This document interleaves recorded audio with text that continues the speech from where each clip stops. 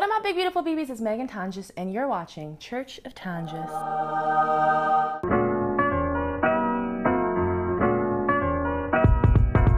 This is not gonna be a one size fits all. These are things that I think and know and have experience with. We all have different understandings, different capabilities, different pasts, different coping mechanisms. If I say something that applies to you or that you really could use, take it. Absolutely take it. And other than that, let me know below in the comments how you deal with online hate. So first things first, I know who I am. You're not gonna tell me who I am, stranger on the internet. I've been in this body for 31 years. I've seen it go through all of its trials and tribulations. I survived middle school. So I think I know a little bit more about who I am and how strong I am and what I'm worthy of than you do. Now, I was lucky to have that instilled in me, at least that sense of confidence, by my mother and my grandmother, and in some ways my father, which I hate to admit. And that's not to say that they had the answers all of the time, but they definitely made me aware that, like, if you want to do something, you will figure out how to do it. So that's something that I've carried into adulthood, right? This idea that I can do the thing that I want to do because I understand my work ethic and I understand what I'm willing to put into it and sacrifice and ultimately like what I want. So there's nothing that's going to be said in a comment that's going to shake the foundation of who I am because I know who I am. Secondly, I trust my opinion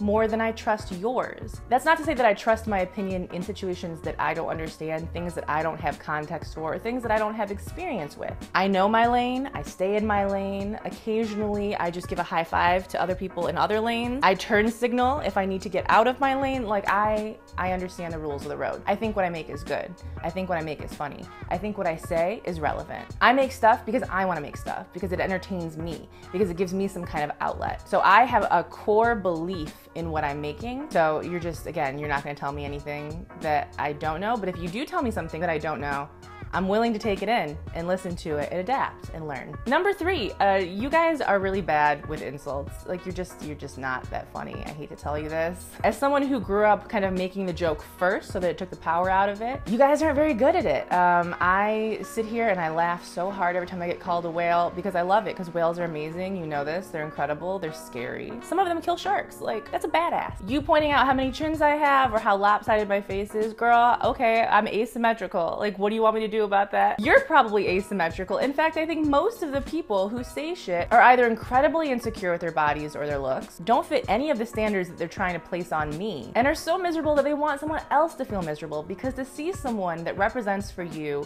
a body type that you would just die if you had, seeing someone who looks like that actually is enjoying their life and achieving their goals and their dreams, signals to you that you don't have a fucking excuse to not do the things that you want to do. You can't sit there and say, well, I'm just not pretty enough, and oh, if I just lost 10 more pounds, nah, bitch, I'm out here doing it. So get your shit together and start working and stop making excuses, or continue to be a hater on the internet. I mean, I don't know what to tell you. Number 4, I'm not responsible for dealing with your dysfunction. You need to deal with whatever it is inside of you that makes you a little demon. I'm not your God, I'm not your parent, I'm not your friend. If you wake up every day and you're so miserable that you need to go online and tell other people how much you hate them, I think you need professional help, or a puppy, or crystals. I don't know what it is that you need, but I'm not here to supply it. And because I both know who I am and I trust my own opinion first, you're not gonna shake me by telling me that I'm fat or telling me that you hate my voice. Okay, girl, move on. Dislike the video, move on. Dislikes engagement. Like, no one here cares except for you. You care more than anyone. And maybe that's something you should deal with. And finally, number 5,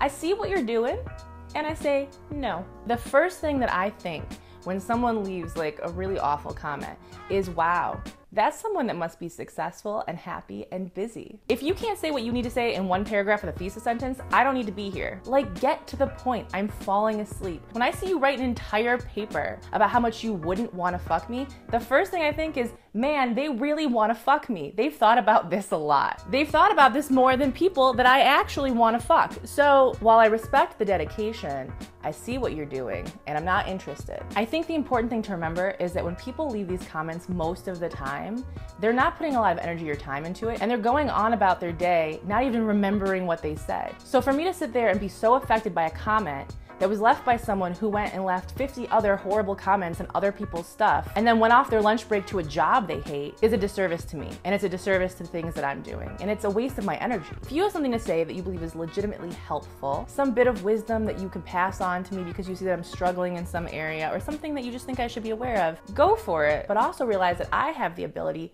to not give a fuck about it. That's just how the cards lay, that's how the cards fall, that's how I don't know that saying, but that's how it goes. Listen, my beautiful BBs, if you like this video, make sure you give me a little thumbs up, share it with your friends and your family, tag someone that needs to hear this, and let me know below in the comments how you deal with online hate. I'm always looking for better ways to do this. You can find me at most places at Meghan Tonjes, and if you could do me a favor and say hi to your grandmas for me, because I got places to go, I got people to touch, I like your faces very much, and I will see you tomorrow. Bye.